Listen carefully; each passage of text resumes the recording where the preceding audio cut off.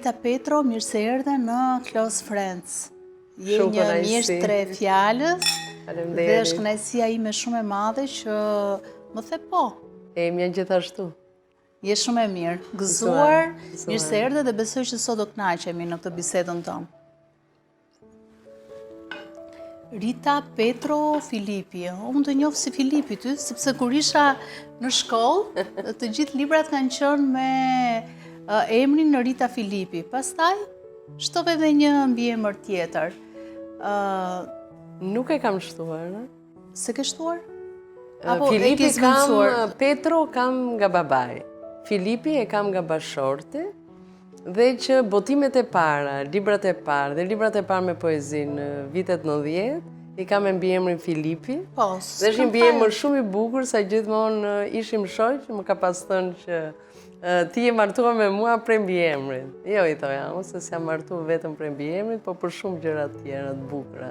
Por ishte një tingëllim shumë e bukur Rita Filipi. Se këtë do thoya, sepse sikur ishte një binom shumë i fortë. Mbas divorcit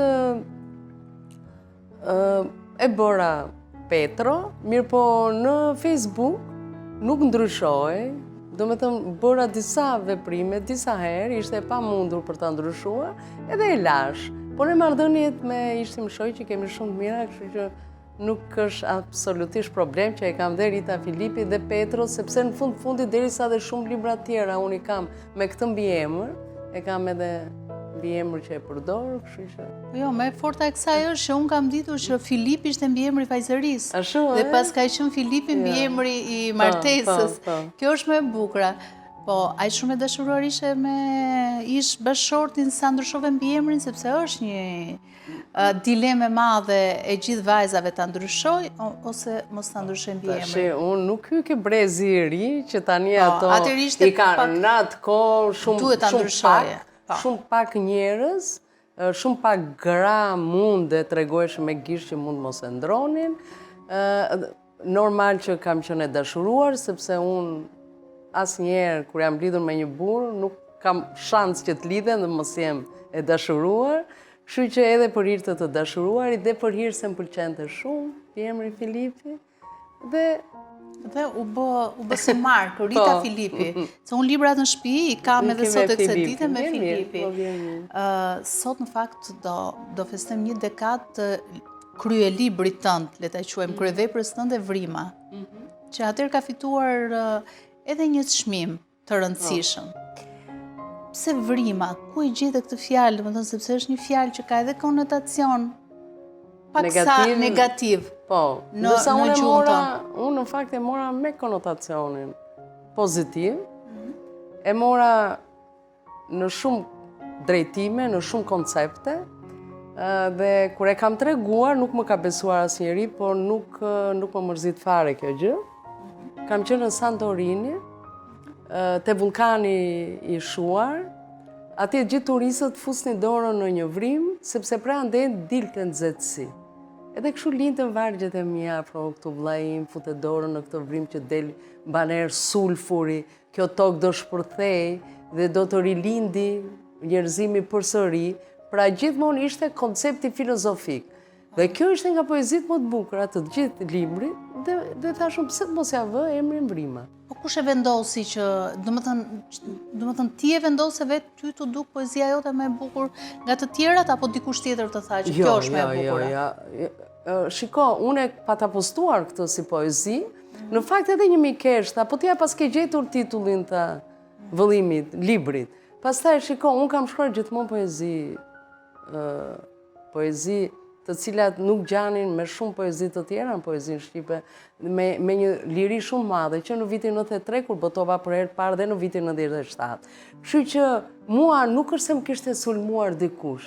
Unë njihesha vetëm në rrethet letrare, ndërsa Vrima ishte një bum, ishte një vulkan, siç ishte vulkan brenda librit tim, ashtu ndodhi edhe me librin Vrima, dhe sepse ajo ra në shumë duar. Do me të nuk është problemi se ishte vetëm në rrethet e ngushta, ku më njini, Ishte hit i kohës. Po. Se mbaj mend që atëherë të gjithë e shpërndanin. Po dhe sot e përmendin, edhe sot e përmendin. Mund të themi që është poezia më e famshme në historinë e letërsisë shqiptare. Jo, realisht. Bukur është kjo, po nuk e harojnë shqiptarët. Nuk ma falin, bile më vjen për të qeshur se themu ndonjëherë unë jam me vrim në biografi. Nuk jam me njohur, po jam me vrim në biografi, kështu që kur duan më shajnë, ajo e vrim. Ajo e vrimës. Po ndërkohë, vrima ka bërë edhe xhiron e botës, apo jo? Po, është përkthyer në disa gjuhë, sidomos në frëngjisht e kanë përkthyer jashtëmase dhe brenda 2 javë është me përkthim të Luan Ramës dhe brenda 2 javë menjëherë u vendos që do botojë libri. Po, ka ndodhur ndonjëherë që ta ka kërkuar dikush për ta bërë tekst këngë? Sepse ti ke qenë shumë afër edhe muzikës, ke bërë tekste këngësh. Po, është një grup modern që bën muzikë elektronike dhe marrin her pas here vargje nga vargjet e mia. Arjan Sukniqi pastaj e bëri të mrekullueshëm, bëri penetrimin e shpirtrave mbi bazën e këtij libri. Po, dhe atëherë madje u bën ish teatrin kombëtar, se nuk e kemi më dhe na ka dhënë gjithëve që nuk e kemi më. Po atëherë unë mbush plot, unë mbush me njerëz, ishte një gjë që bëj për herë të parë kombinimi i baletit me fjalën, do me thënë aktorët, me baletin. Po, e mund ka qenë një balerin nga Greqia. Po, nga Greqia të dy, Antonio është dhe filozof, se i kam bërë intervista, ka shumë filozofi në mënyrën e të menduarit dhe të shprehurit, edhe ndaj si duket ai arriti ta. Se janë edhe çift, po me vërtet ata kanë qenë dhe janë, besoj, dhe që vërtet shkoi një gjë e jashtëzakonshme, kështu që ka të rrequr vëmendje, patjetër dhe vazhdon të rreqi. Madje unë mund të them që se unë tani jam duke botuar poemën e mungesës, por që dhe shumë njerëz mezi e presin, sepse kam postuar disa vargje dhe gjithë thonë kur do dali, por mendoj që ai lloj frymëzimi, ai lloj shpërtimi, se ne gjithmonë, ne që shkruajmë themi, gjithmonë e krahasojmë orgazmën e trurit, pra ai frymëzimi që duket sikur vjen nga Zoti dhe ti e gjithkohën sikur je me kokë mbi re, nuk shikon fare poshtë. Ato lloj frymëzimi që kam patur kur kam bërë atë poem, sepse në fakt është poem në thelb filozofike dhe erosi, jo se nuk ekziston, jo se nuk ka eros, po është në thelbin e vet filozofik. Si vjen jeta, si arrin ekstaza, si arrin kulmi dhe si gjithçka shkon poshtë. Dhe në fundit kemi vdekjen, po edhe dëshirën për rilindje. Kështu që atë lloj frymëzimi nuk e ke provuar pas asaj poezie? Pas asaj, jo. Shkrova romanin Lindur së prapti, që pati me të vërtet, pati shumë sukses, sidomos dhe nga të rinj. Unë flas atje për kohën e komunizmit dhe për një personazh që është lindur së prapti dhe ashtu i shkon jeta me atë rebelizmin e vet. Jeti e lindur së prapti, Po, pak a shumë jam unë, por që janë më të menduara. Edhe poema e mungesës kam 5 vjetë që më mbaj në kokë dhe e shkruaj për gjithë filozofinë e jetës, por ajo ishte një gjë, ishte një lloj goditje e trurit dhe unë mendoj që kur shkrimtari tronditet brenda vetes vet, i bën një skaner vetes vet. Dhe ky lloj skaneri pasaj bëhet edhe skaner për shoqërinë. Dhe ato që më tronditën mua do i trondisnin dhe të tjerët. Poezia s'është për të përkëdhelur, ka poezi sa dush për të përkëdhelur. Por unë mendoj që poezia e vërtet është poezia që trondit, që hap debat, që bisedohet, sepse një poezi po t'jetë vulgare, dikush mund të thotë, jo, po kjo është vulgare, fjala vrima është vulgare, le të thonë çfarë duan. Nuk ka asnjë gjë vulgare, vulgariteti është në kokën tonë. Në qoftë se ti e shkruan dhe ke anën estetike, ke filozofinë tënde të jetës, atëherë mos nxirr vetëm 2 vargje, shije në kompleksin e vet një vepër për ta gjykuar. Në filozofinë e gjuhës, fjala merr peshën e atij që e thot. Dhe në rastin tuaj, në rastin tënd, domethënë me poezinë Vrima e thën nga ty, duket si një fjalë shumë e madhe dhe sikur ka shumë nën tekste brenda, ndërsa e thën nga dikush që nuk e ka këtë, jo, realisht, domethënë se vulgariteti është e njerëzit që janë varet nga mendja e atij që e lexon, ashtu do të marrë kuptim edhe fjala, kështu mendoj unë. Edhe Vrima ka bërë vërtet revolucion. është si ato hitet e këngëtarëve të famshëm që bëjnë një hit dhe pastaj përpiqen vuajnë gjithë jetës për të bërë një hit tjetër më të madh se sa ai, por nuk munden. Ti jeton me këtë torturën e të bërit një poeme ose poezie tjetër që të jetë edhe më e fuqishme se sa kjo. Apo është diçka që ja lë dhe ti Zotit. Edhe poeti mund t'ja lë Zotit. Frymëzimin po, sepse frymëzimi është diçka tjetër, mënyra se si vinë gjërat, dhe tamam e the, sepse unë mendoj që një libër duhet sjellë një sistem poetik, një filozofi jete. Nuk është problemi, poezi të bukura unë kam lexuar në Facebook nga njerëz që s'kan lidhje fare me poezinë. Dhe ndonjëherë thua unë këto 3 poezi të këtij janë më të mira edhe të një shkrimtari që ka gjithë jetën që shkruan. Pra nuk është puna atje, problemi është një shkrimtar. Një poet duhet tamam të krijojë atë filozofinë e jetës vet. Dhe ky libër e ka krijuar atë lloj filozofia, atë lloj kozmosi që nga toka zbret, që nga qielli zbret në tokë, një filozofi tjetër ka dhe këndvështrimi që kam unë, që kam te romani, sepse me të vërtet kam thënë ato të fsheta që ne i mbajmë shumë brenda që nga fëminia.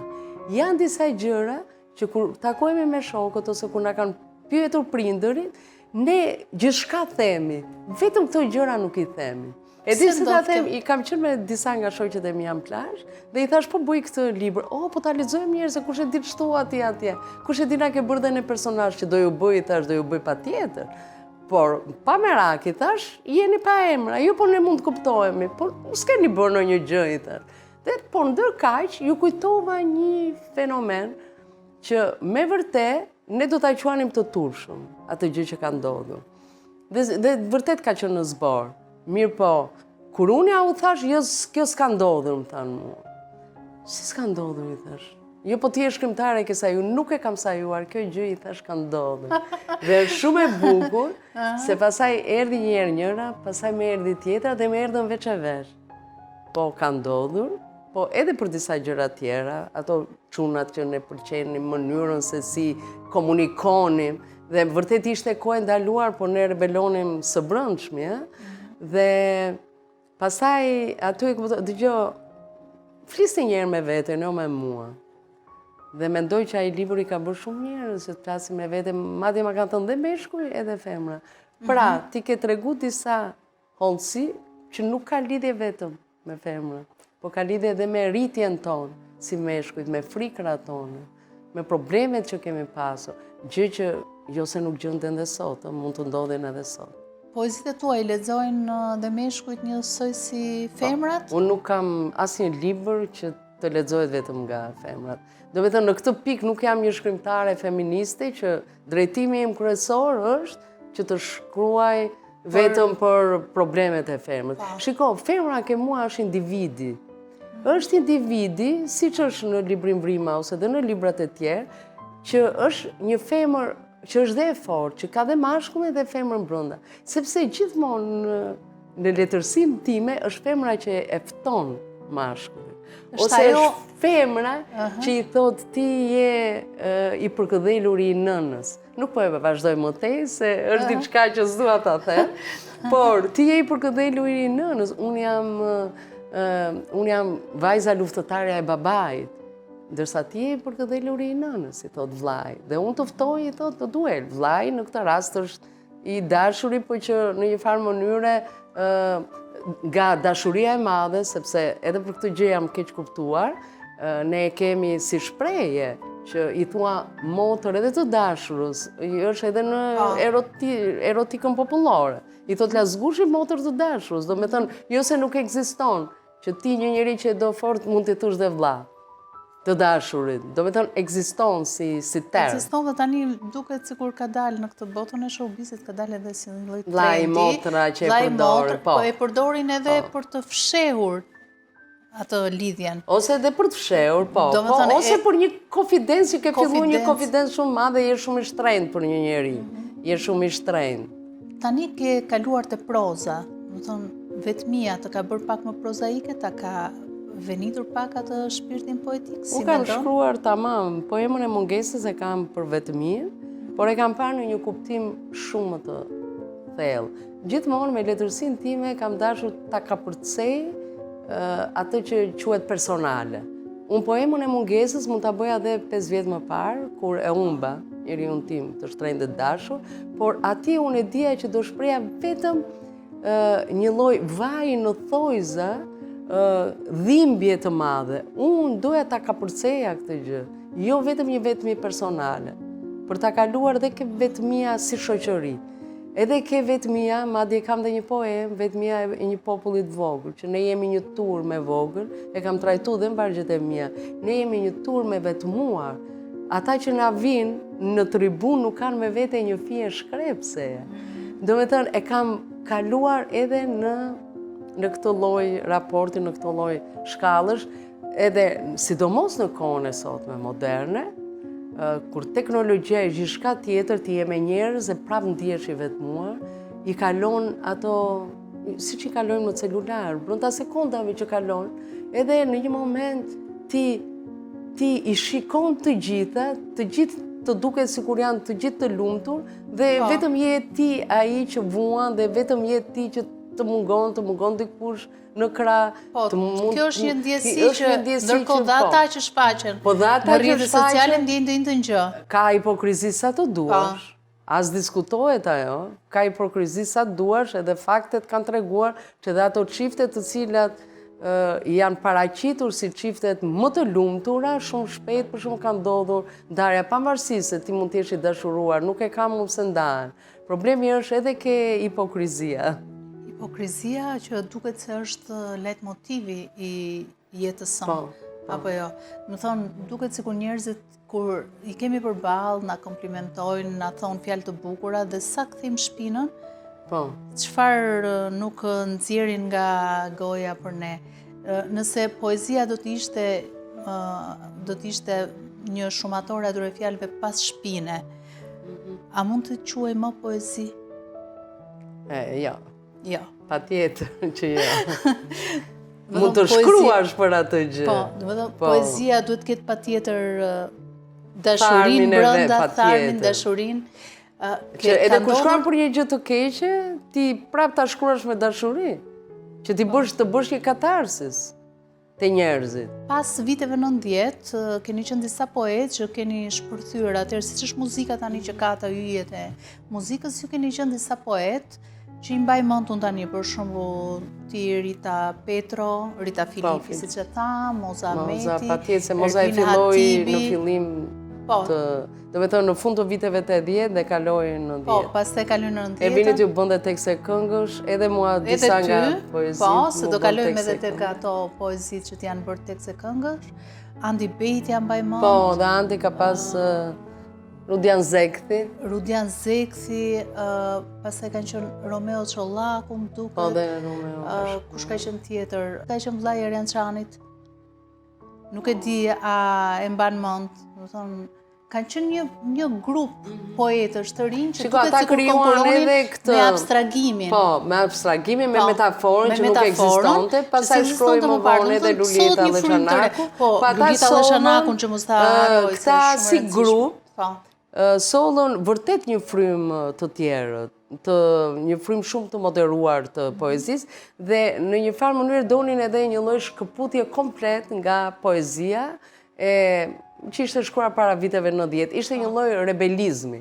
Siç bëri dhe muzika, që krijoi rebelizmin e vet. Me grupet muzikore të rockut. Me grupet muzikore të rockut, që dhe ata e krijuan këtë, që ishte një lloj kohe revolucionare. Njerëzit ishin më të hapur, i pranonin të gjitha. Unë mbaj mend atëherë në vitin 93 kur botova librin, kisha 2-3 poezi të cilat i ran shumë në sy, edhe një gazetari atëherë, Alfred Kanini, ai nuk jeton më, por ka qenë ke Radio Televizion Shqiptar, dhe më tha, e di pse po të marrta vetëm për një poezi. Dhe cila i thashëm për cilën poezi ne jemi dy gra që të presim. Pse i thashëm, pse të pëlqeu kjo? Po jo, tha se njeriu, një burr mund të gjendet gjithmonë midis dy grave. Po mund të gjendet edhe një grua, i thash, midis dy burrave. Por normal që unë e shkrova për burrin që gjendet midis, që e duan dy gra. Dhe njëra e pret në shtëpi dhe përgatitet gjithçka, ndërsa vajza që është e dashura, është poete dhe e pret si thua me syt nga qielli, ndërsa ajo e pret me syt nga dera. Po në atë kohë ishin vargjet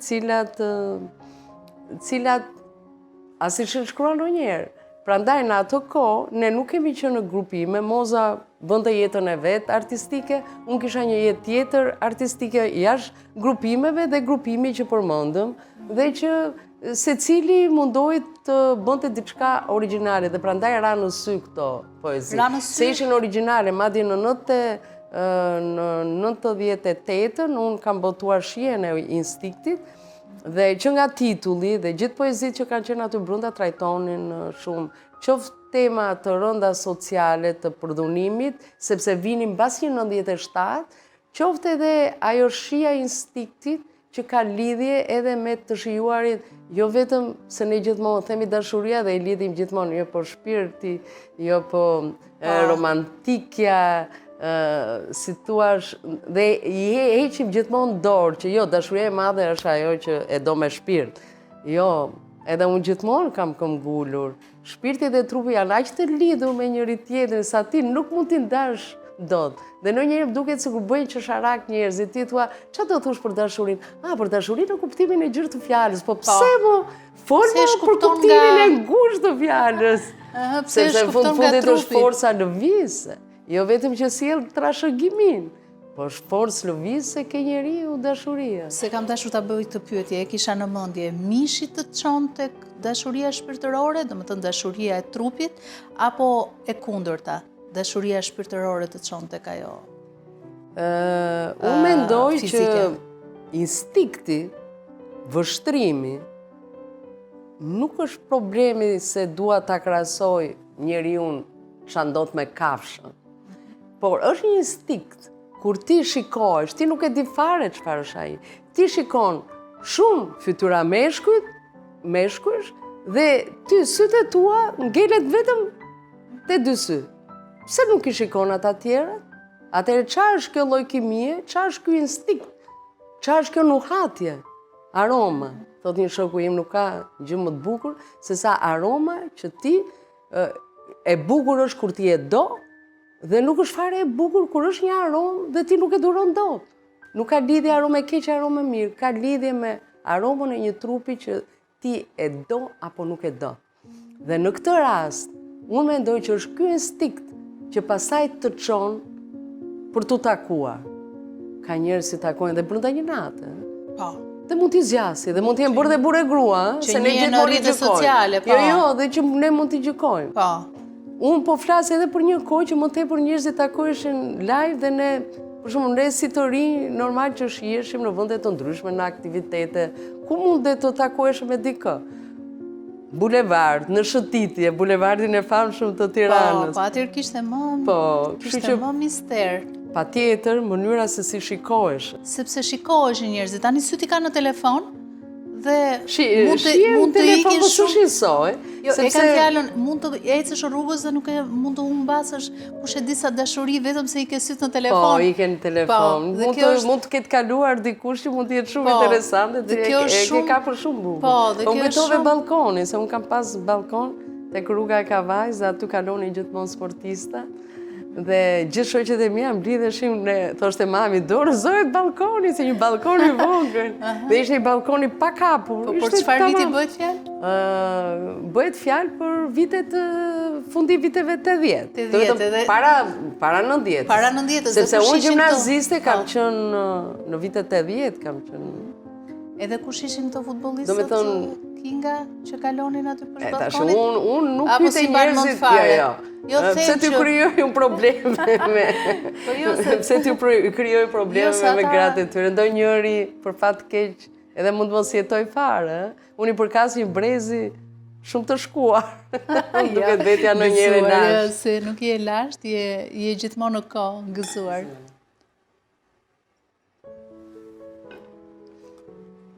Jo vetëm poezit, po edhe poezit, tekstet e këngëve të bëheshin hite, si që ka qenë 5 fustane kam. Ishte shumë interesanti 5 fustane. Si ndodhi, si u kriju ajo këngë? Se pikërisht 5 fustane? Kisha botuar librin në 93-shin, dhe te ky libër janë 2 poezi. Nëse natën vit të futem në shtrat, edhe 5 fustane. Sa e guximshme ke qenë, më të fjali shumë e bukur. Po, e di çfarë, po mbaroj mirë me fustanët.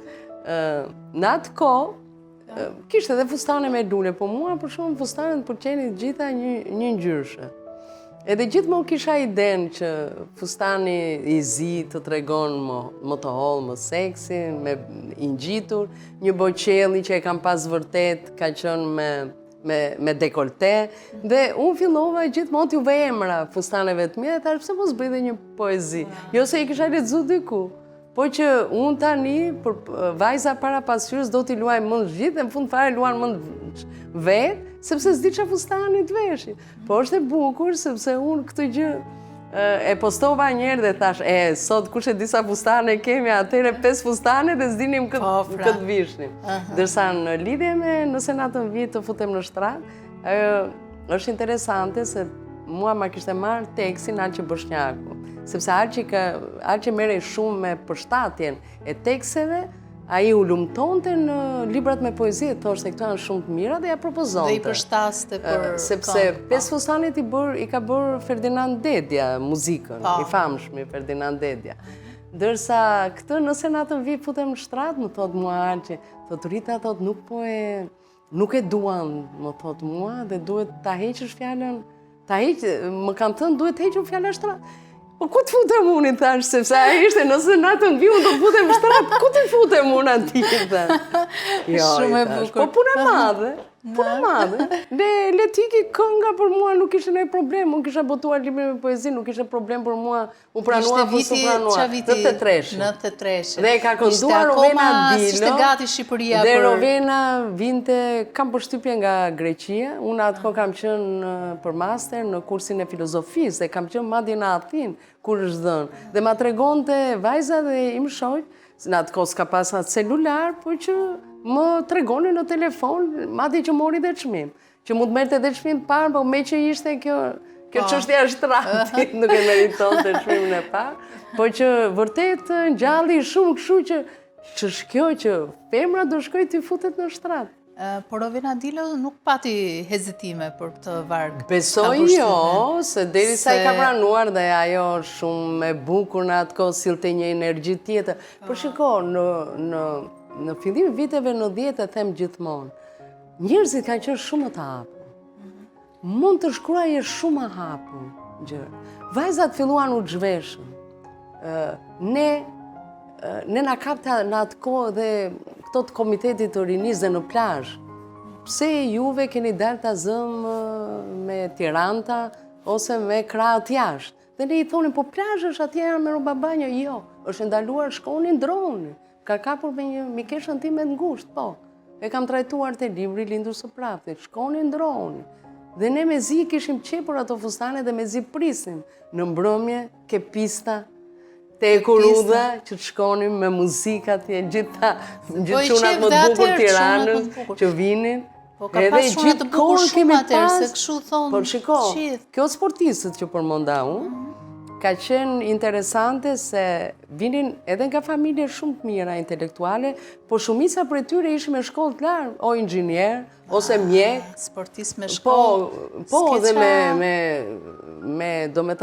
me shkolla shumë të mira. Kështu që ishin të kompletuar perfekt. Perfekt. Edhe loja bëj perfekte, normal, edhe tani ke sportista sa dush, po gjëra ndryshojnë. Ata sportisti sot është profesionist, quhet profesionist, që duhet merret me atë gjë, nëse do arri. Po trupat i kishin siç janë këto tani me muskuj, i njihnit ju këto trupat me muskuj atëherë?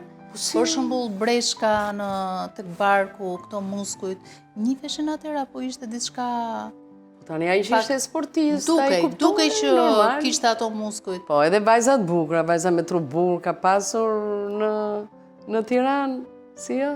Po ti ku hyje tek ekstravagante si Shtea, apo tek ku kam edhe si të komentonin ty në atë kohë? Mua më kam pas vënë një emër Pantera e Zezë. Vërtet? Që aty? Kokët kam pas të zeza, kështu si të zeza, si ty me kaçurela. Trup shumë i madh, kam qenë trup më i madh. Mbaj mend ato fotot me kaçurela, po. Po gjithmonë me kaçurela kam pas. Tek librat 5 vjet kam. që kur më futën të koca dhe graj, që më thanë shtri flokës, një gjanë më mirë televizor me të shtrira. E pasaj, unë djeva dhe unë komode dhe ishte thjesht një ndryshim. Gjithmonë kam qenë si me tip gësheti, që më binin kaçurelat shumë. Kam adhuruar gjithmonë antikitetin, Safon, sepse dhe masterin e filozofisë për këto gjë e bëm, për antikitetin grek. Apo jo, se e kam bërë në shkollën, ishte pak lesbike. Apo është seksualiteti? Pak shumë. E rëndësishme është që ajo shprehte gjithmonë dashurinë. Edhe me nxënëset e veta, me gratë, rreth e qarë, edhe kur i këndon një mashkulli që i thotë, dhe unë e them gjithmonë, mendo mira vjet përpara, një grua këndon për atë që më pyete, për trupin. Pra unë djej dhe më dridhen këmbë, më rezemra, më dritërohet mishi, trupi.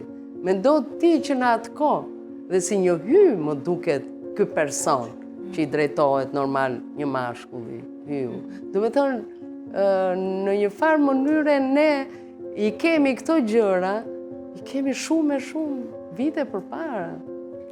Dhe s'di pse shoqëria fillon edhe blidhet, ngurtësohet, nuk e pranon erotizmin, te meshkujt e pranon më parë, normal, te ne gratë e pranon më vështirë, po që ajo që do të thoja që në raport me poetët dhe me poete, do të thoja që guximi jo se ndahen, arti s'ka, i e mashkulli e femër, por është vënë e kohët e fundit dhe poezia që zhvillohet në Kosovë dhe këtu, që ka një shpërtim të poeteshave për t'i shprehur ndjenjat shumë më guximshëm se sa burrat. Po ti pyesësh burrat, ose ka dhënë një herë intervistë një shumë i njohur dhe pyetën, po nga je frymëzuar me këto poezitë e dashurisë? Jam frymëzuar nga erotika popullore. Po ne e dinim shumë mirë se nga ishte frymëzuar, nuk guxonte thoshte po. Dua një vajzë, jam frymëzuar. Nga folklori, tha. Nga folklori, një poet i ndrydhur për mua nuk duhet të quhet poet. Po, atëre dalim të autocensura. Sepse fare mirë, mund të bëhet një pyetje, po mirë para viteve 90, se para viteve 90 ne i quanim poezi sirtari. Pra ti shkruaje disa nga ato poezi, që unë i botova në 83-shën i kisha shkruar me kohë, që studente. Dhe që i mbanim, ne i quanim në sirtar me kyç. I thash njerë babin, blej qelët, pse? Kam shkruajtur sa poezi sirtari. Se kështu quheshin poezi sirtari? Po, poezit e sirtari, sepse nuk mundet. Unë madje kam edhe disa shrime në disa nga këto poezit, që kur e pyeta atëre, ishte pedagog, studiues Adriatika Lulli, i thash, mund të më japësh një mendim, kam edhe shenja, jo se kjo do keq kuptohet. Kujdes me këtë vargun, kujdes me këtë. Kritiku i fundit. Po, për të më ruaj, ideja ishte për të më ruajtur. Nuk e bënte se ai, nuk ishte i ngushtë, ishte më i hapur. Por në një farë mënyre, Dhe pastaj ti pas 90-s shpërtheve në mënyrën më të fuqishme të mundshme. Unë kam shpërthyer, do me thënë, librat e mi me poezi, se unë gjithmonë mendoj që po nuk të erdhi. Poezia nuk është si proza që do ulesh, mund shkruash për ditë, ose je një lloj shkrimtari profesionist. Poezia, unë mendoj që njeriu duhet ta lej atë frymëzimin që folëm edhe pak më parë. Duhet ta lesh çik veten, të kesh një eksperiencë të re. Nuk mundet ti të shkruash me njëherë të erdhi një djeshmëri dhe shkrove. Qofse do të bësh një libër me vërtet dhe që libri të ndryshojë nga librat e tjerë që ke bërë dhe mos përsërisësh veten.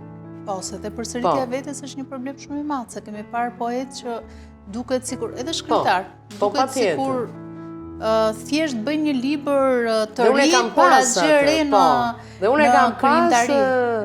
E kam pas, do me thënë që me shumë vite, pasaj heshta një kohë të gjatë, prandaj më ndodhi dhe shpërthimi i librit Vrima, sepse kishim vendosur me partnerin tim kur hapëm shtëpinë botuese, edhe më tha, dëgjoj, duhet ta harosh pak emrin tënd, që të bëjmë emrin e biznesit tonë shtëpisë botuese.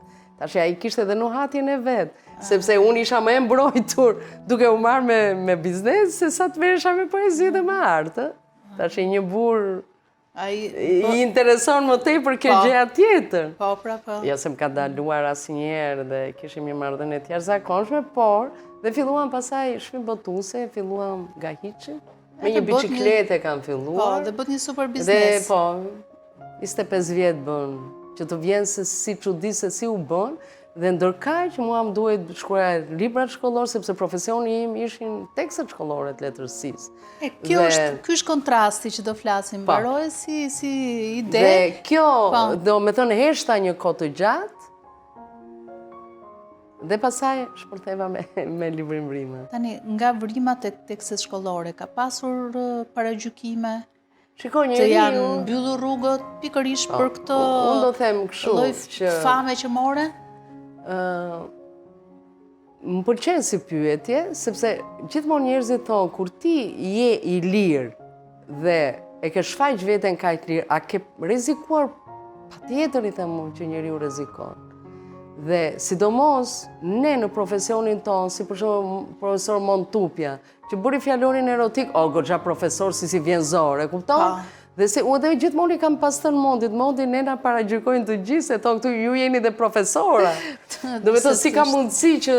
Jo, kjo është të tmerrshme. Tema e erosit që e tur. Tashi, këto gjëra janë shumë të ndara ke unë.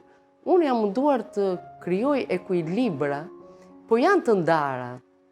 Arti që më jep një liri maksimale dhe që unë nuk e kam autocensurën në art, dhe profesioni që kam që në 85-ën që e bëj këtë profesion, më ka dhënë liri që ta shprehim sa më bukur atë jetën e një shkrimtari, sa më bukur veprën e një shkrimtari, t'ja çojmë në mënyrën më të përshtatshme fëmijës, por kam qenë patjetër e kufizuar brenda programeve se kur ti shkruan një tekst shkollor, çdo gjë ke ky kufiri.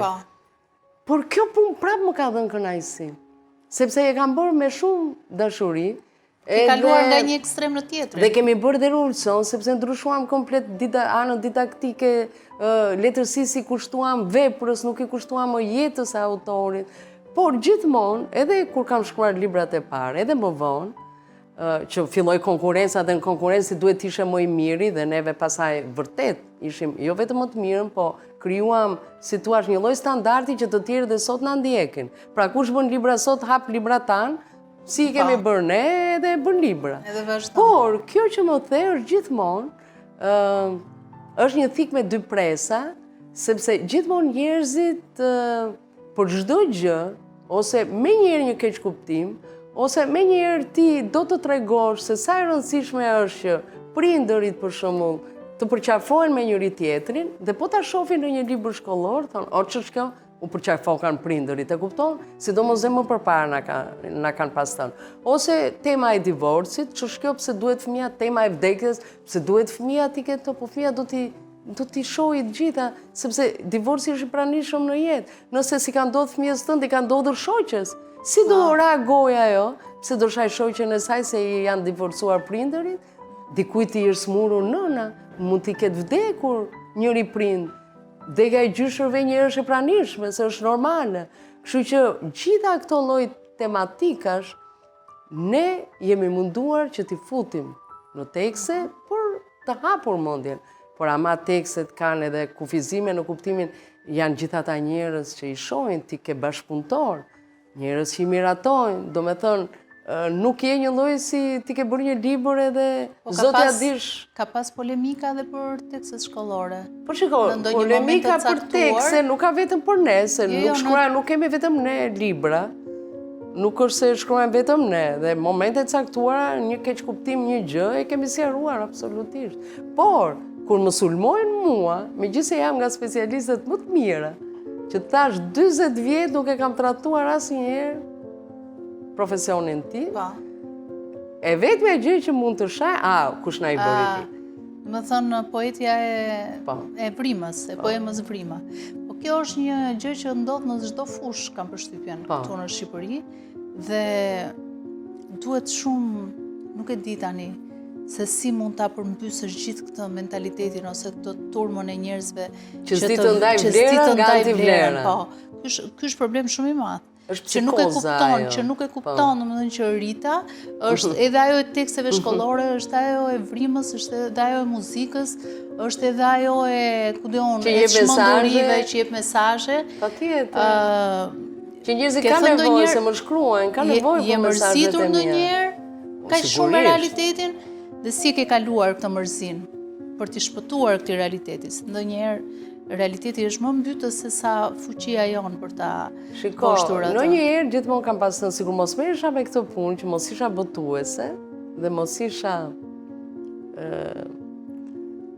vetë edhe tekste shkruese, se kam mbi 40 tekste që kam shkruar, bashkëautorësi, thoja, të kisha atë liri, isha vetëm poete. Por unë mendoj që profesioni është shumë i rëndësishëm ke njeriu. Dhe jo vetëm për mirëqenien tënde njerëz, se për nivelin ekonomik. Për nivelin ekonomik, patjetër. Dhe për kënaqësinë që t'jep, se është një punë që bëhet për ditë. Ti arti nuk e bën dot për ditë, ose unë si poete nuk është se bëj art për ditë. Ke shkrimtar edhe në botë që janë njohur gjithë botën dhe pastaj ai gjithë jetën e vet e ndërton me këtë. Por shumica e shkrimtarëve dhe artistëve në botë e bën një punë që marrin një rol. Kështu që nuk është një lloj. Se unë kam kryer përshtypjen sikur shkrimtarët në botë, ata që janë më të famshëm dhe të famshëm, ata jetojnë me fitimet e krijimtarisë, sepse kanë arritur që të kenë lexues në gjithë botën dhe fitojnë. Është drejta e autorit në shina të dura, apo jo? Patjetër, ndërsa ti ke shkrimtarë dhe artistë të cilët ose piktorë që bëjnë dhe punë me porosi, pa ai nuk pret që të bëj vetëm ekspozitën, do bëj edhe një punë tjetër. Mund të punoj dizajn, mund të bëj një gjë tjetër. Problem. Do thonë të ndash pasionin nga puna. Mua më janë bashkuar. Shiko, mua më janë bashkuar të gjitha bashk se i lidh libri. Është gjë e madhe shumë. Çdo gjë që bëj unë ka lidhje me librin. Siç e kam dashur kur kam qenë e vogël dhe më shkëpusin me zor se duhet bëja mësimet, jo të lexoja libra, dhe libri është qendra. Pra, shtëpia botuese e librit shkollor ka lidhje me librin. Kur kam punuar dhe puna ime, shtëpia botuese që krijova vet ka lidhje me librin, edhe duke qenë shkrimtare ka lidhje me librin. Po, libri ka dalë edhe pak nga modat. Si e prit atë deklaratën e një vajze që doli në Top Channel te trotuari dhe tha librin e mbaj si aksesor. Apo pe një anë tjetër, se unë pash një anë tjetër të asaj deklarate. Mund kem qenë njeriu që kam qeshur. Tash më ka shkrir. As unë dze, as gjë, ajo tregoj realitetin, me naivitetin, me budallallokun e vet, ajo tregoj një realitet që të tjerët, jo vetëm këto vajzat e reja fare, që mund mos kenë edhe, si tuash, edhe një eksperiencë jete, po ti ke blogere, ke sa të duash njerëz që bëjnë, dalin me një libër dhe bëjnë sikur lexojnë. Kështu që ajo tregojnë këtë anën tjetër. E tregojnë mbrapsht, domethënë se nuk duket që e bëjnë vetëm për foto. Kështu që unë do mërzitesha siç u bën disa njerëz që merren me librin që u bën nami, po pse? Ajo pas ka ngelur, po pse lexuesit kanë ngelur që ajo ta japi mesazhin që ti lexo ose mos lexo? Jo, ajo është një zëvendëse e një kategorie të caktuar njerëz. Atyre njerëzve që nuk lexojnë libra. Që nuk lexojnë. Por, duhet jemi edhe të vetëdijshëm. Ka shumë njerëz që jo vetëm te ne, është kthyer në një lloj plage libri, po edhe në botë, që normal që celulari të ha konton dhe. Edhe aty lexojnë, po puna është. Por, nëpërmjet, patjetër, sepse nëpërmjet ekranit ti mund të lexosh e-bookun edhe ky është një lexim. As diskutohet, pavarësisht se unë për shembull kam parë edhe kur shkojnë në plazh, në tren, po ata kanë mundësi sepse ata, kur u tha njëherë ke ne dëgjoj se do lexojnë libra në autobus. Por çfarë libra? Ai udhton 1 orë, udhton 2 orë. Normal që mund të lexojnë libër. Çfarë libri do lexoj?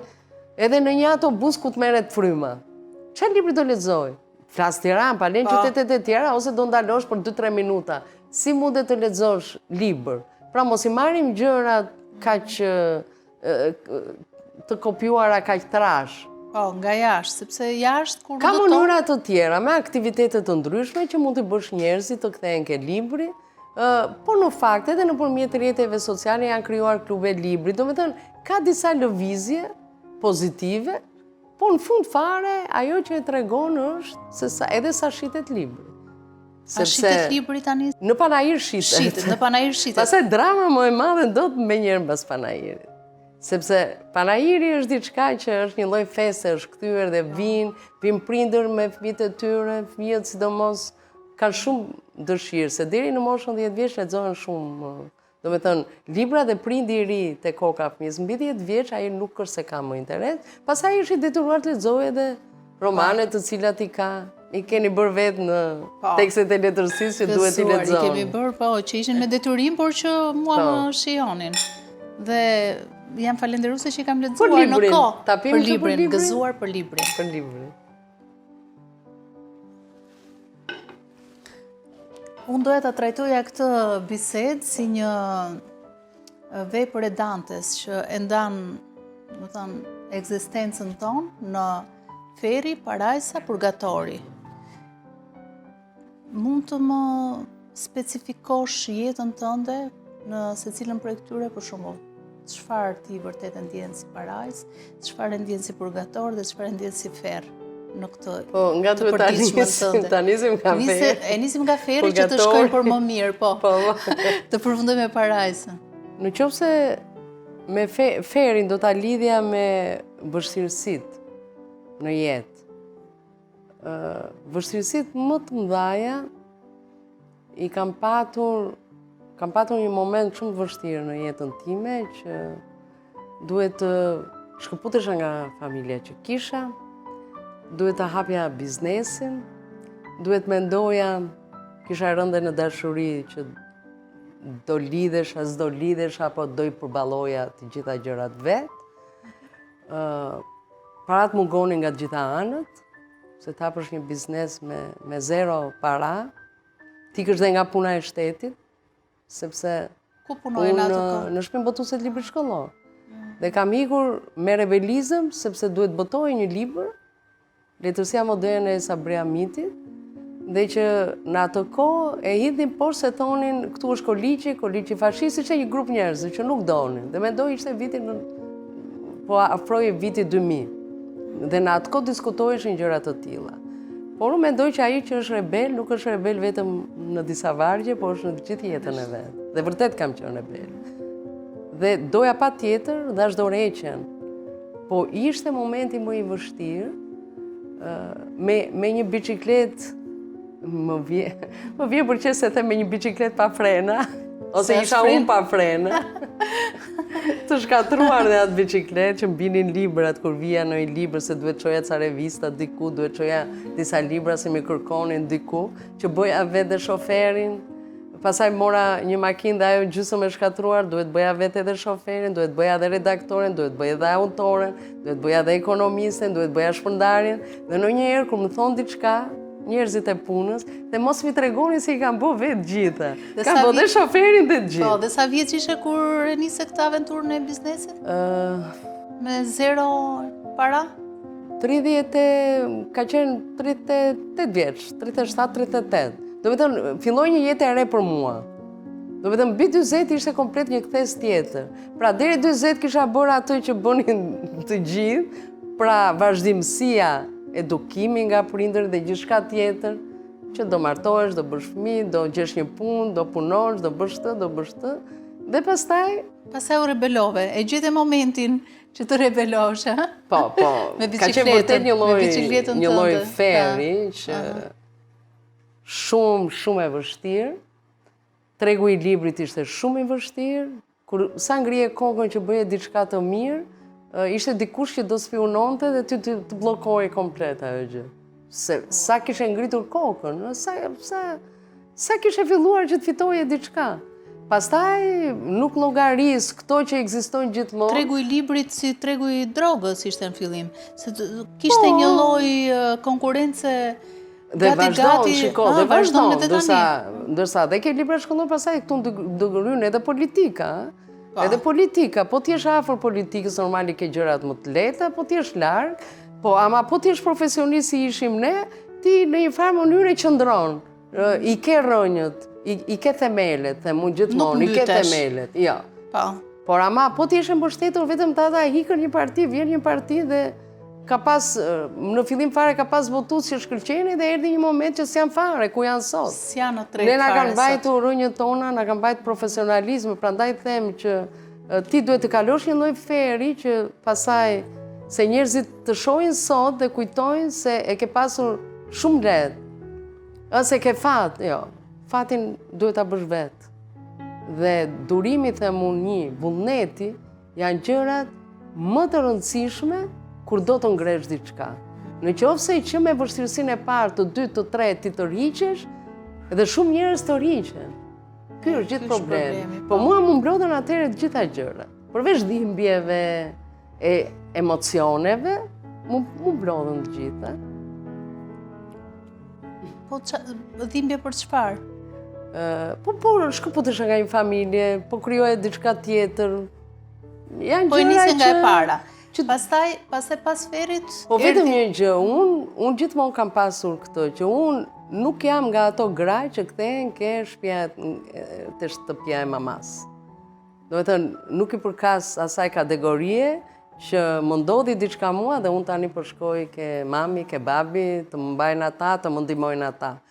Do të thënë, unë kam qenë nga ata njerëz që me një thes të zi që fusja rrobët, ikja flia në zyrë, me vajzën me vete, te zyra, ajo është rritur mes librave, prandaj dhe ajo I do librat. Do të thënë, janë vështirësi që duhet t'i matësh gjërat me shpatullat e tua, them unë gjithmonë. Po I mate me shpatullat e tua, nuk zhgënjehesh, nuk të zhgënjen as vetja, as gjë. Po që patjetër. Jetë e vështirë. Dhe sa zgjati ky feri? Sa vite mund të ketë zgjatë në jetën tënde? Tashi, fer tamam nuk është se ishte, po mirë, me që vështirësi shumë e madhe. Po, me që po e dhe që zgjati 6-7 vitet e para që krijuam, sepse pastaj filloi alternativa, filloi konkurenca në konkurrencë, sidomos kur është e ndershme në momentin e parë dhe ti ke profesionalizëm, ti gjithmonë shkëlqen. Pastaj fillojnë ato. Të nëndershmet, që ekzistojnë edhe sot, ekzistojnë. Po që ty të mbeten dy rrugë, mendoj unë gjithmonë, edhe kur merresh me biznes, po edhe në punën si specialist. Të mbeten rrugët që ose do vazhdosh dhe do e pranosh, do jesh I qetë që do të ndodhin humbje dhe vështirësi, ose do lidhesh patjetër me politikën. Nuk ka shanse të tjera këtu në Shqipëri se ç'a duhet bësh. Nuk ka, nuk ke rrugë tjetër. Si si lidhur asnjëherë me politikën. Jo, sepse e dua profesionin dhe nuk dua të ngatrohem. Nuk dua t'i fitoj gjërat kollaj. Nuk dua t'i fitoj gjërat pa njerëz që të punojnë. Po e kam kollaj nga dikush. Ja. Është një kënaqësi e madhe të ndërtosh një redaksi. Unë kam një redaksi me që ato vajzat që janë atje, që janë bërë gra dhe janë bërë me fëmijë, se kanë ardhur vajza, kanë mbi 15 vjet. Kemi redaksi më të madhe në gjitha shtëpitë botuese të trevave shqiptare.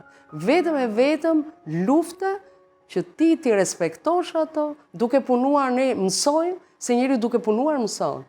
Zhvillon veten, edhe I ka përcen këto lloj vështirësish. Ke menduar ta ndryshosh këtë biznes? Nga libri në diçka tjetër që I përshtatet realitetit tani, që mund të jetë diçka virtuale, për këtë e kam. Digitalizimi, edhe jemi në atë drejtim, kemi kohë që kemi filluar, dhe sidomos kombinimi librit fizik me librin digital. Do me thënë patjetër. Do me thënë gjithmonë e zhvillojmë këtë gjë.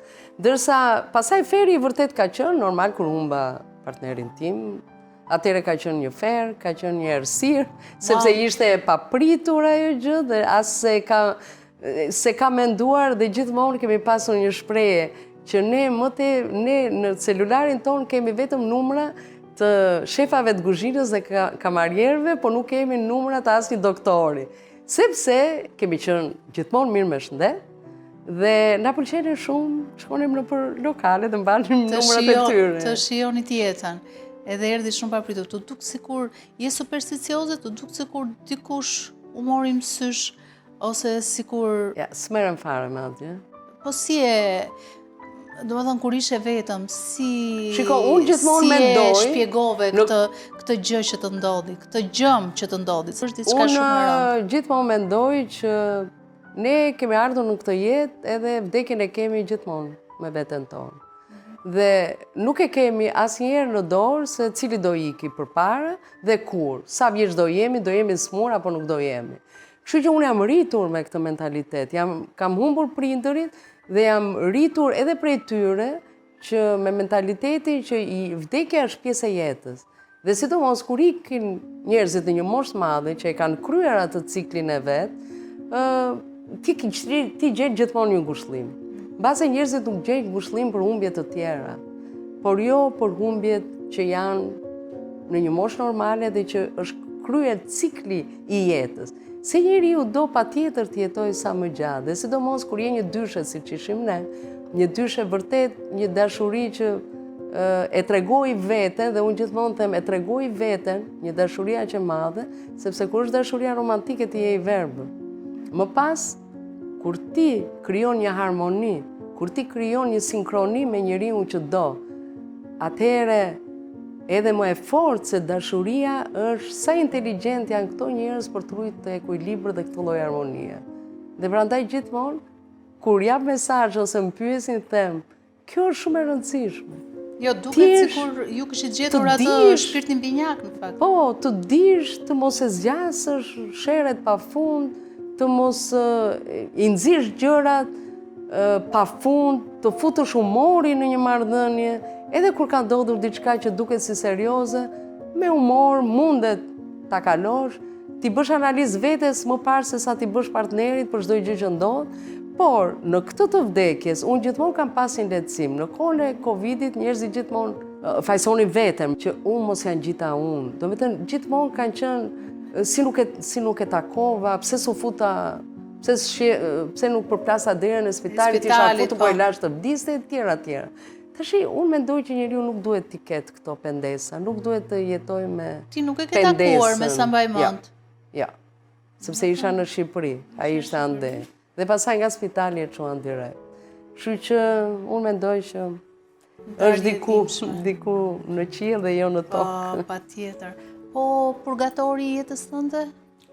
Purgatori ka qenë kjo. Kjo ka qenë. Do të thënë ajo që me një këmbë këtej, me një këmbë ande. Unë gjithmonë them njeriu ka një tranzicion. Dhe në atë tranzicion ti të justifikohet çdo gjë që bën. Sepse jeta ka treguar që njeriu mund të dojë shumë edhe dy veta, po i duhet një kohë e caktuar për të vendosur se do shkoj majtas apo do shkoj djathtas. Dhe këtu ka shumë rëndësi se si sillet njeriu që ke përballë. Në qoftë se një burr do tregoj egoizmin më të kulluar, në qoftë se një burr do të tregoj bëj ç'a duash, ja ku e ke rrugën, shko ku duash. Unë mendoj që e humbet shumë kollaj. Po kur një burr do dhe të ndodhin qoftë gjëra të cilat njerëzit nuk i tolerojnë dot.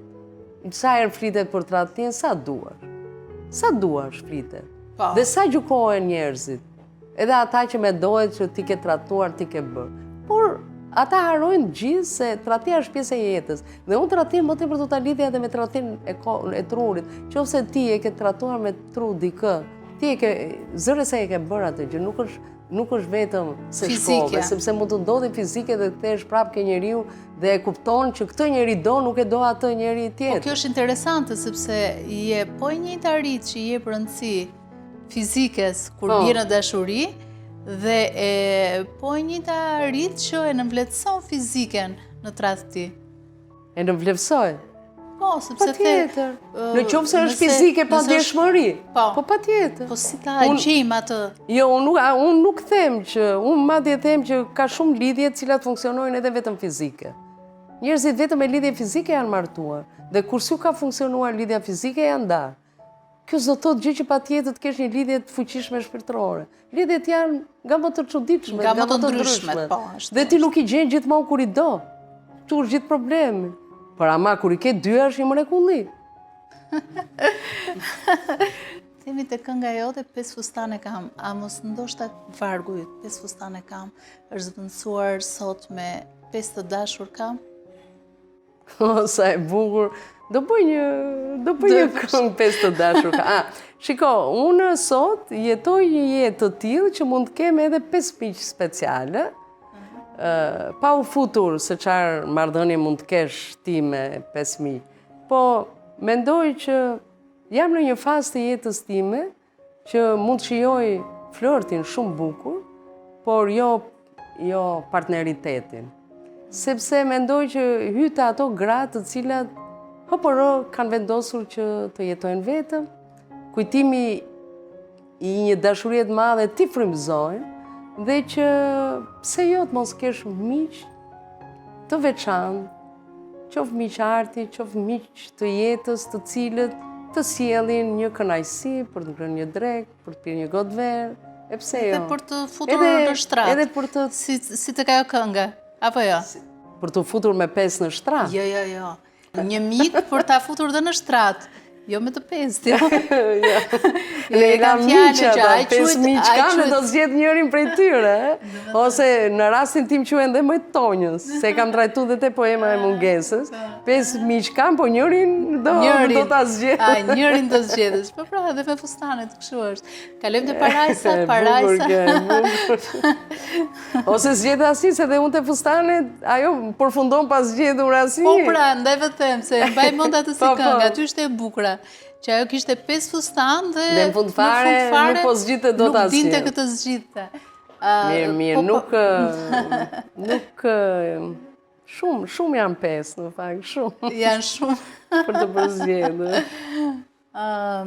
Po parajsa, momenti jetës tënde që ti e ke përjetuar si një parajs. Unë gjithmonë parajs kam quajtur rënjet në dashuri, mendoj që janë parajsat vërteta, ku njeriu, do me thënë, edhe sot e kësaj dite e them çaj gjë e mrekullueshme është në jetën e njeriut, që të biesh në dashuri, të ngrihesh në mëngjes, në derin darkë, të flesh me mendimin që do t'i them mëngjes, do t'i them mirëmbrëma, do t'i them natën e mirë, sidomos kur je dhe larg, pra flasim për një lloj dashurie që ti akoma nuk e ke bërë. Pra që nuk ka akoma atë kohë zgjatje. Do të thënë që është në fillimet e saj, që ka atë emocionin fillestar. Dhe e gjithë bota reduktohet aq shumë sa ti dhe njerëzit e tu më të dashur që ke gjithë jetën, ti fillon edhe i haron. Dhe të duket se ky është njeriu që me këtë ke lindur, me këtë do vdesë. Dhe ata fashiten, do me thënë dhe dashuria për ta, jo se nuk ekziston, po kjo është ajo që quhet një lloj dashurie e verbë.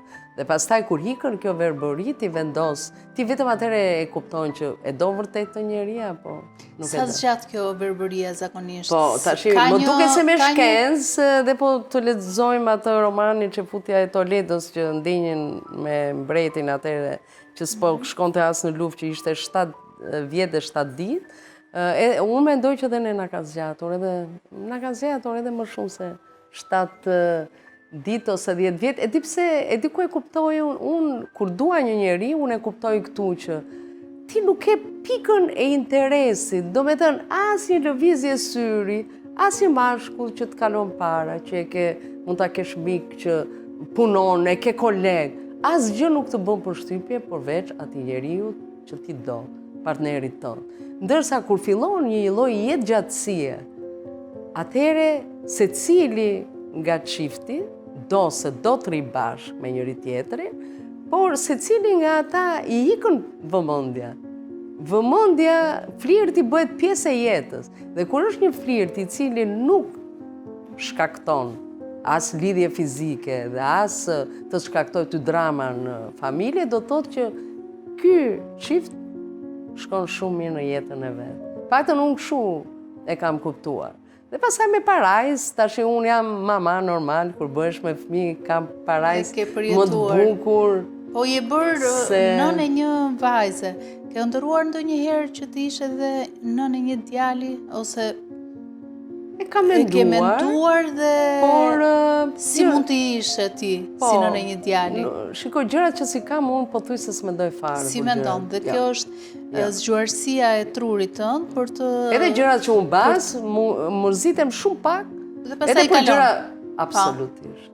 Kjo është ushtrimi i trurit, e di çfarë ndodh, ne bëjmë gjithmonë ushtrime, themi ushtrimi fizik, ushtrimi i trupit, të jemi të përsosur fytyra i gjithçka tjetër dhe ne harrojmë se sa më i rëndësishëm nga të gjitha këto është ushtrimi i trurit. Pse? Se ushtrimi i trurit jo vetëm që ty të vën lëvizje, të jep energji, të jep bukuri në fytyrë, të jep bukuri dhe në trup, se s'ka mundësi një njeri që është energjik, të jetë një njeri që s'është i bukur. Që s'është i bukur. Në një farë mënyrë do jetë i bukur. Ky është i pari, ushtrimi i trurit, por ne këtë gjë nuk e bëjmë. Dhe mund të rrim gjithë natën pa gjuhë, sepse i japim rëndësi një mërzitjeje dhe të nesërme të shkosh në palestër, ose të bësh yoga. Dhe çfarë joge bën ti kur ti nuk flen gjuhë? Vetëm e vetëm sepse është diçka moderne dhe e bën dikush tjetër, po e bëj dhe unë. Po ti nuk flet gjuhë, ajo yoga ti nuk e ke mendjen as ke yoga. Ti e ke ose e shef është dikush tjetër aty te yoga që të pëlqen, apo po shkoj ke liçeni se do shoh dikë që më pëlqen.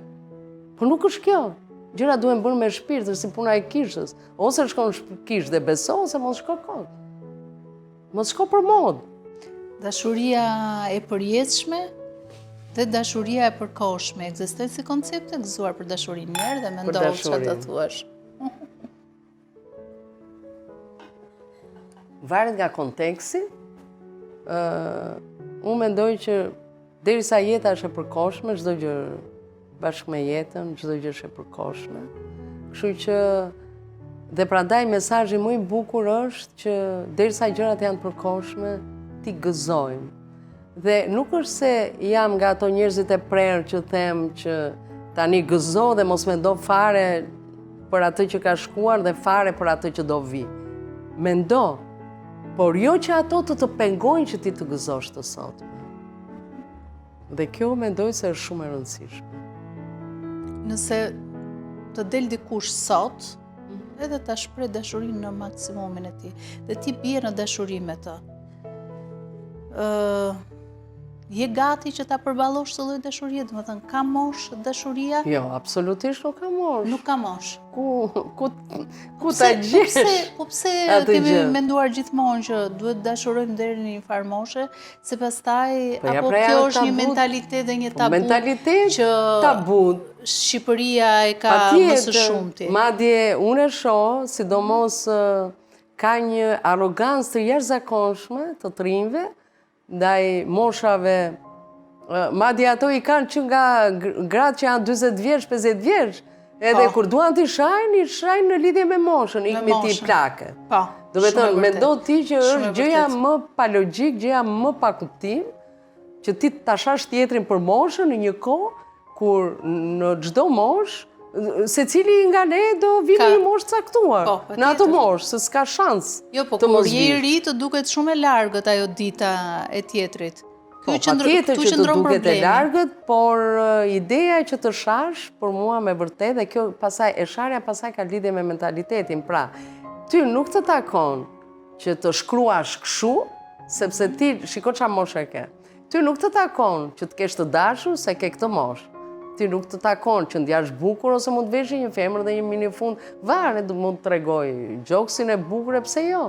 Dhe atëre gjithmonë ti e pre e këtij mentaliteti, sepse e lidhin gjithmonë, e lidhin me moshën. Mua gjithmonë më ka magjepsur kjo liria jote, të them drejtën, që kur kam lexuar poezitë tua, sepse mendoja thoya kush e ka lindur? Nga kush ka ardhur kjo krijesë që ditë mendoj kaq pa tabu dhe pa limite. Nga ka ardhur? Më kanë lindur dy prindër, Sofo dhe Filloreta, të cilët janë martuar me dashuri që në atë kohë. Po dashuria që nga sekreti. Janë martuar me dashuri, po unë gjithmonë them familja është fat, dhe njeriu nuk mund të jetë asnjëherë, edhe po të kesh një familje të keqe, nuk duhet gjithë jetën të vuash që mua më ka munguar liria dhe prandaj justifikohen njerëzit dhe prandaj nuk kam liri sot, se më ka munguar në atë kohë. Unë e kam pas më kollaj, as diskutohet, por e kam pas i përmendëm gjitha vështirësitë, sepse unë gjithmonë them që po ka përceve rrethin tënd familjar, se gjithë problemet ty t'i bëjnë njerëzit e dashur. Ti gjithë frikrat e tua, të mia, të gjithë kujt janë, që unë s'po e bëj këtë se qa do thot prindi, qa do thot kolegu, qa do thot partneri, qa do thot partnerja, dhe burrat kanë frikë, edhe nuk i bëjnë, kanë autocensur. Dhe gjithmonë them, po e ka përceve këtë dhe do ta quaja tamam si një rreth, si një rreth ushtar, si një mbrojtje e fuqishme, e fortë, e ke shumë kollaj pastaj me tjerët. Dhe problemi ynë është se ne bijem pre dhe rob të atyre që ne na duan më shumë dhe që ne i duam më shumë. Po i ka përceve ata, po i bëre ata tonë të ta heqin vijën të mund gjithmonë. Na hoqën vizin që ajo shpreja. A më lëre tani se kush merret me atë. Atëherë ta fitosh të status është një gjë. Unë mendoj që ke bërë gjën më të mrekullueshme në jetë. Sa e bukur është. Disa njerëz do bësh për vete me këtë që the. Po e fitove këtë status. Domethënë statusin ta kam heq vizën. Po, i dikur ka qenë të kanë hequr nga defteri. Ka qenë një defter atëherë ku shkruheshin gjëra. Po babai sa i rëndësishëm është në atë formimin tënd. Babai apo nëna ka qenë më dominant? Babai është lidhje e veçantë, po të më thonin atë kohë doje po të ikim më përpara, kush t'ikin, nëna apo babai, gjithmonë do thoja babai, nënën e dua. Më thonë ti e ke pas të guxim. Ndërsa, unë i them këto gjëra. Ndërsa, po të më thonin debulesa, e dinte edhe mami, debulesa është për babai. Dhe unë gjithmonë e kam trajtuar dhe kur kam thënë, së pari kam trajtu babain, kur i kam hikur me të dashurin. Pra është poezi, se s'kam pas nevojë që ti iki i fshehur, azi, po i kam ikur ballar. Së pari tratova babain, të dytën tratova burin dhe të tretin i thash dhe të dashurit po hiki, sepse në qoftë se të gjithë këta do përpiqen të kenë ty pronë të vetën, ti s'ke pse të mos i thuash më pafshëm. Do të thonë, gjithë ideja këtu është, kush tenton të bëj pronë të vetën, duhet i thuash lam të mirë. Po, dhe me do sa të rëndësishëm e quaj babain se e fus këtë 3 këndësh. 3 burat më të rëndësishëm të jetës sime, kam shkruar një libër që i kam kushtuar. Babai i burit të dashur. Babai i burit i dashur. Të dashur dhe çuditeshin gjithë toni. Çfarë do të thënë kjo? Babai i burit i dashur. Po i burit dhe i dashur thoya unë mund të jenë edhe një. Që ti e ke dhe burë e ke dhe dashur. Jo, po, shumë i bukur, por renditja më duket interesante. Po sepse nga babai vjen çdo gjë. Jo, babai, burri, dashuri. Se duhet të ishte babai, dashuri, burri. Jo, e kuptoj, po, si renditje. Si renditje, sepse e di pse e kam bërë gjithmonë atë renditje, se ne, dhe sidomos brezin tim, që mbas babait ti do shkosh, do martohesh, do shkosh ke burri. Dhe i dashur gjithmonë ai i ëndërruari. Nuk kishe shans të jetoje një lloj dashurie me të dashur, po direkt bëj burr, kjo është ideja. Mua më pëlqen kjo renditje, e kam mirë apo keq nuk e di. Jo, është intriguese. Po më duket më logjike kjo. Sepse unë gjithmonë them, njeriu nuk e kërkon lirin vetëm kur është. Ne gjithmonë themi, ama bëni qef sa jeni të rinj. Çfarë do të thënë kjo? Bëni qef sa jeni të rinj. Nuk po pëlqen si shprehje. Po shpreha më kohë se ti je i lirë. Jo, unë du të jem i lirë. Liria fillon nga përgjegjësia kur je dyshe. A ke këllë që ti jesh i lirë kur je dyshe, kur je treshe në familje, 4 bësh me fëmijë, kur ke vjerën, nënën, babain, kur ke gjithë ata njerëz, atëherë ti jesh i lirë. Atëherë thua që jam i lirë. Nuk je i lirë ti. Sot unë them jam e lirë, por sot unë jam njeriu më komod i botë. Ka liri më të bukur se sa kjo që kam unë sot. Ti arritur i ke të gjitha. Mendoj vetë, çam shkon mendja e bëj. Po, a jam e lumtur si qisha ja? Nuk jam si qisha. Po pse ndonjëherë vetmia duket sikur na bën të lumtur, se nuk kemi ato telashet e ngatërresës, po i quajmë ngatërresë me njerëz të tjerë. Janë 2 gjëra, vetmi kur je vetëm dhe vetmi kur je një njeri i vetmuar. Është shumë e dhimbshme të jesh i vetmuar. Kur je vetëm, jeton vetëm. Kur jeton vetëm. Kur jeton vetëm. Po ka shumë njerëz që duan të jetojnë vetëm. Të po them, kanë zgjedhur të jetojnë vetëm. Ti je njëri që jeton vetëm, nuk je njëri vetmuar. Po mua më erdhën rrethanat, unë asnjë në jetën time. Unë që ditën që kam humbur partnerin, unë nuk di që kur kam qenë vajzë, të kem qenë ndonjëherë pa partner në krah. As se konceptoja do të jetën. Të jem vetëm asnjëherë. Kështu që mua më sonë rrethana të jem vetëm. Dhe tani po e shijoj sepse e dua vetmin time dhe po përshtatem me vetmin time. Po, jetojmë në një kohë që edhe materializmi është shumë i dukshëm. Njerëzit materialistë janë gjithmonë edhe më të shumë. Të ka ndodhur ndonjëherë që të afrohet dikush për ato që ti ke? Për atë vilën e bukur që e ke nxjerrë edhe në emisione televizive, për biznesin që ti ke, për këtë lirinë që ti ke, për shpirtin e bukur, për një rini që është e pakufi. Ata njerëz që mund të jetë natyrë mashtruesi, nuk ka shanse, nuk janë asnjëherë rreth e qarkme. Sepse zgjuarësia këto ka, i dallon. Gëzuar. Dolëm pak nga serioziteti tani. Tani, ndaloj pak te pasionet e tjera, përveç librit dhe dashurisë. Poezia është kryesorja, po së më duket sikur dashuria si koncept është një nga pasionet e tua. Është e vërtet?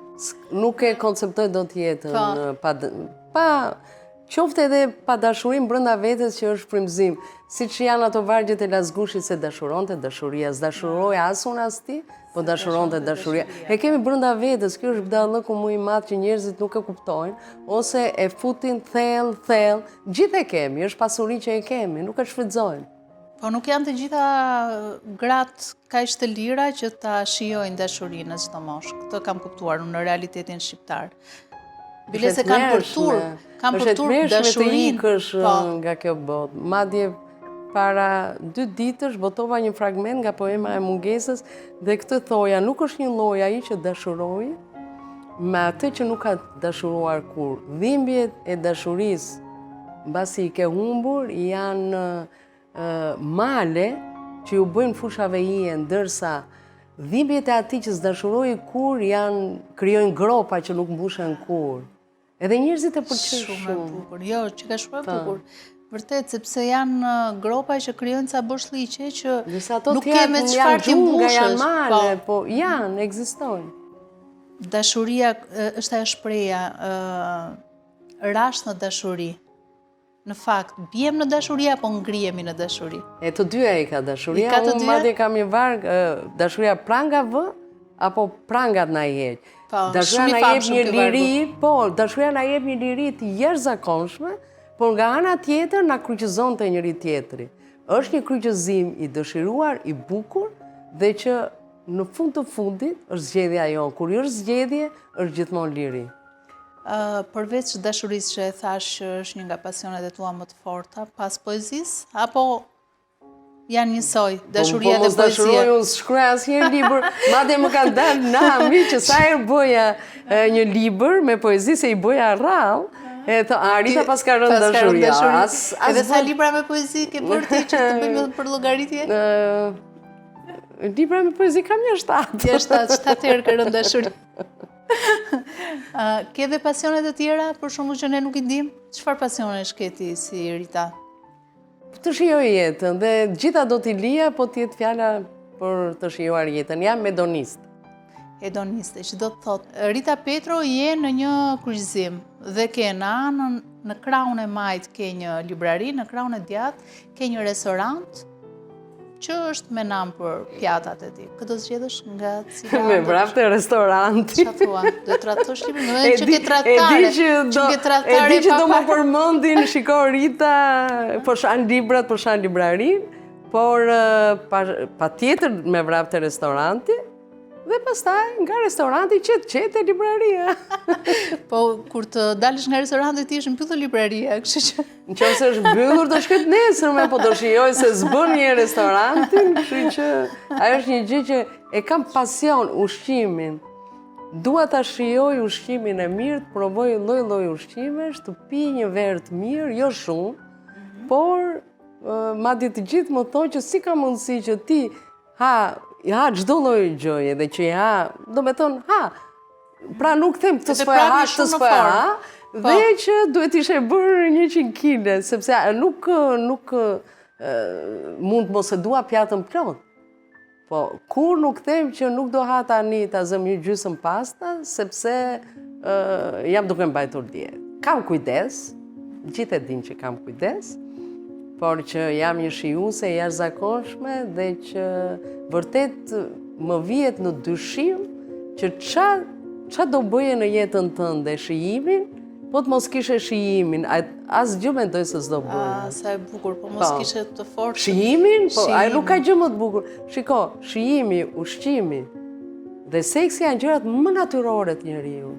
Janë gjërat që ti do trupi, shpirti dhe që njeriu duhet t'i shijoj derisa të vdes. Shumë e bukur kjo. Kam parë në disa festa që shijon edhe puron, edhe whiskin, edhe pijet e forta. Ajo... Apo është në një përjashtim nga rregulli? Edhe nuk është as fare sepse ka njerëz, madje kam takuar një mik, një të njohur, edhe ja dash gjithë qef puron, tha po jo tha, ne thjesht zorëm fotografi, tha po unë nuk e pi puron. Qa tuaj, thash, unë gjithë qef se gjitha një njeri që do shijoja puron. Që do të të shoqëronte në pirjen e purës. Shiko, unë kam një shprehje shumë bukur. Dashuria e parë është rakia. Rakin e kam nga babi. Ne ishim 2 vajza dhe babi donte me një zëri se unë isha djali i familjes, se jam trajtu si djali i familjes, dhe rakin e kam nga babi. Dhe babi thoshte, unë e pi rakin se jam me tension të lartë dhe rakja ma ullë. Mami thoshte, unë e pi verën, pra është dashuria e dytë, sepse unë jam me tension të ullët dhe vera ma ngre. Kështu që dhe tim thoshte, mua, jesi unë duhet të pish verë. Whiskin e kam nga partneri, duke ai tipu whisky dhe me ato flokët që se kishte edhe profilin. Ishte natyrë edhe filmike, gjithmonë donte që të bënim një film.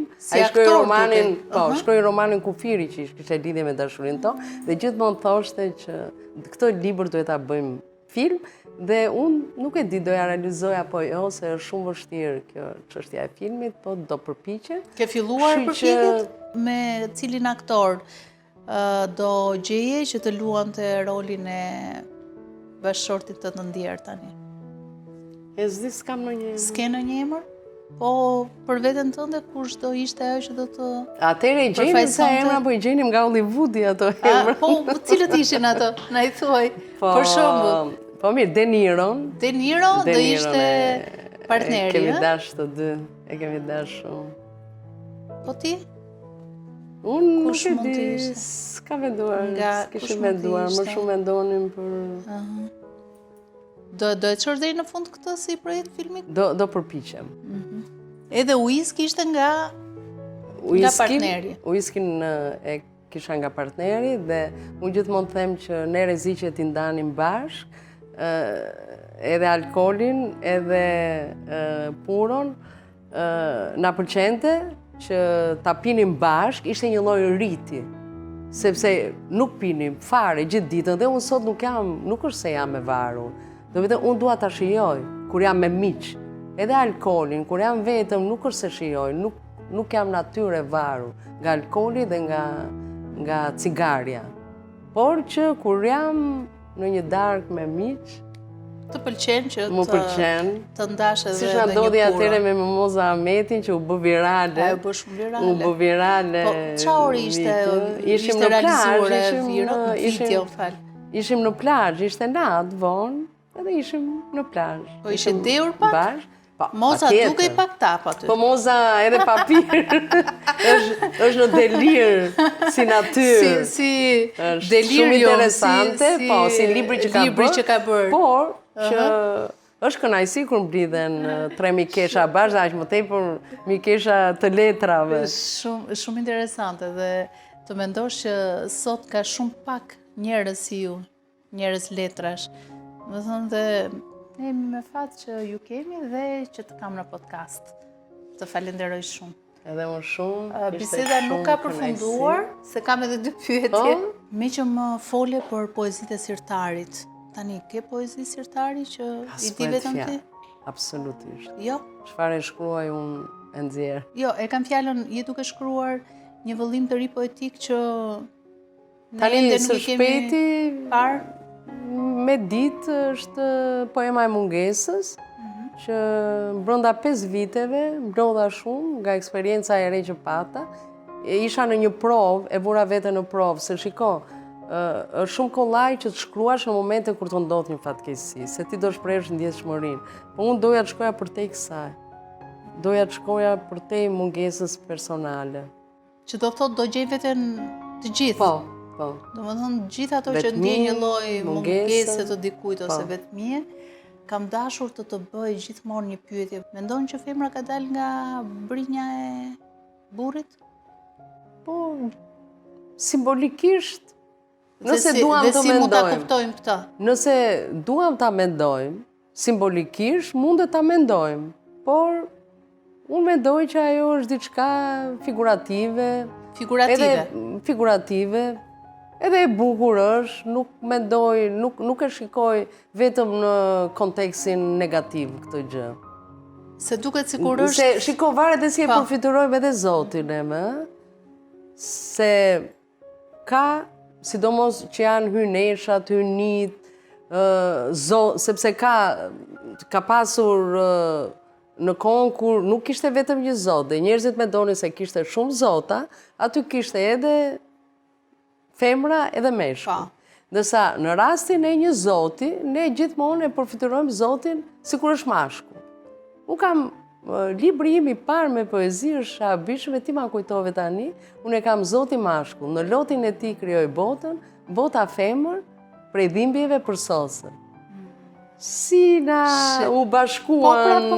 Jo, ose ndoshta unë që i kam gjithmonë më lexuar. kanë pas pyetur, po ti ku e di ti që Zoti është mashkull? E kam parë nga poshtë, tash kam ngritur kokën dhe e kam parë. Dhe çka ke parë? Je madhe. Kështu kam nisur dhe librin Lindur së Prafti. E vogël duke parë lart babai, edhe babai që dukej si Zot. Shumë e bukur. Po nëse do ishe Eva, e parë, ajo e para të dhe që ka fshoj mollën e mëkatit, kush do ishte Adami yt? Adami? Mendoj që dashuria më e madhe e jetës sime do ishte. Ajo që kisha. Ajo që kishe. Edhe unë do isha ajo që do e haja mollën e para, se gjithmonë rita si rit në jetë, dhe rita si personazh, jo me emrin Rita, gjithmonë ka marrë guximin që të ftoj ajo mashkullin. Jo ta bëj këtë gjë me egërsi, se unë syke njerëzit fare të egër, ose femrat e egra, femrat e forta, ase mbaj veten femër të fort, por me delikatesën dhe me dinakërinë në thojza dhe me gjithçka tjetër, mendoj që një femër vërtet e mençur është ajo që ajo e bën hapin e parë. Dhe ky është gjithë edhe Rita në jetë dhe personazhi në jetën time. Ftuese, je kontraverse në këtë aspekt, sepse në këtë Shqipërinë tonë mendohet që është mashkulli që e bën hapin e parë. Rita, do flasim pak për këto fenomenet e kohës sot. Për shembull, ka shumë vajza sot që i përdorin meshkujt.